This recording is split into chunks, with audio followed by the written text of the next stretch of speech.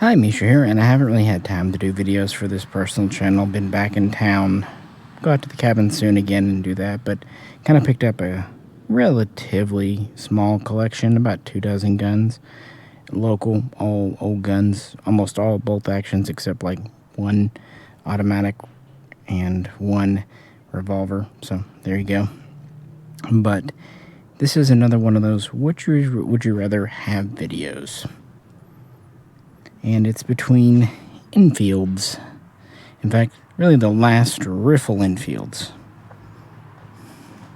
The one on top I've had for a while, and you've seen in other videos. The one on the bottom just came in with this collection. And they are very, very similar. Definitely no need to keep both. But I'm curious which one you would hang on to, and I kind of see pros and cons to each. The one I've had for a while is a No.4 Mark half. Well, it's actually 1/2. This is originally a No.1 made in 1943, I believe, during World War II, and then updated by Lee-Enfield in 1949, 1950, in that time frame, to the Mark II standard. The Mark II standard was really the last kind of production type. That's this one here.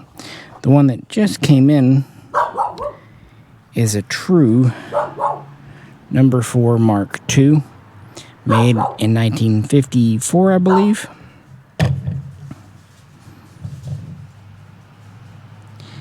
Again by Lee, so it's a new production gun.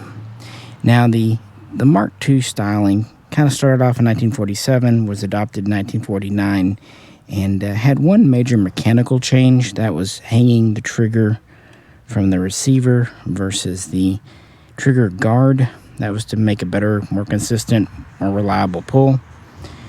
But really, it was almost a make-work program. A lot of the wartime guns had simplified rear sights, alternative metal butt plates, different wood stocks. This was to kind of give a standardization. And we see it here with this type of wood furniture. They're just kind of nicer looking Enfields. Whereas, of course, the ones made in the 50s were built during peacetime. This one was built right after Korea. And like I said, I think it was part of the Irish contract. So feature-wise, they're both going to have brass butt plates. They both have nice wood stocks. Safety is the same. The trigger's a little different. This one is the serrated style. This one is just a kind of flat, rounded style. Finish is slightly different. This one has an import mark up here on the receiver. This one does not. Instead, it has its import mark on the barrel. I believe it's on the other side. I'll show you in a minute. The forearms are the basic same. This one, is it on this side or the other side? Yeah, this side has a screw through the stock.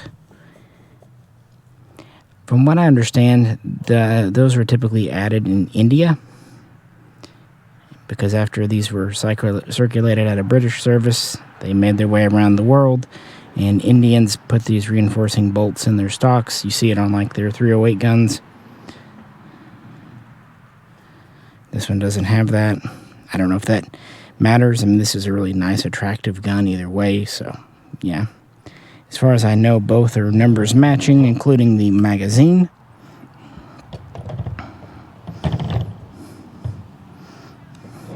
And both have perfectly good, nice bores.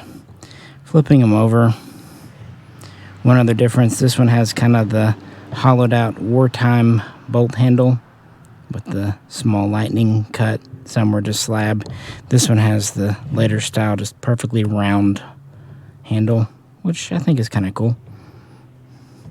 Both have the same style of trigger guard, although this one does have a little bit more of a rounded edge. This one's more straight edge, just different machining, different times. Sling swivels are the same.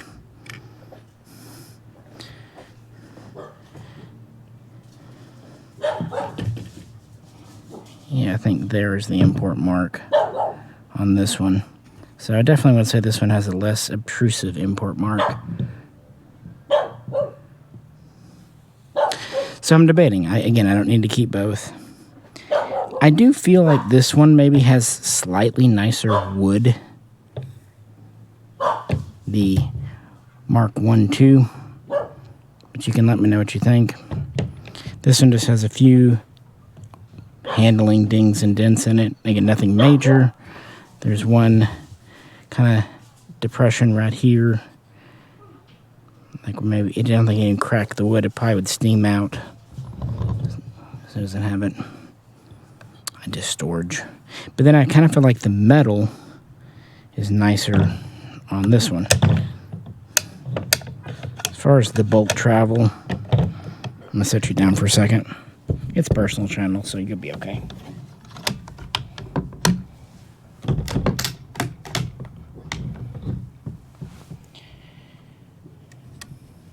Let's try the trigger on the top one. It's fine. I would say the bottom one has a slightly nicer trigger and slightly nicer bolt through. But we're really splitting hairs there.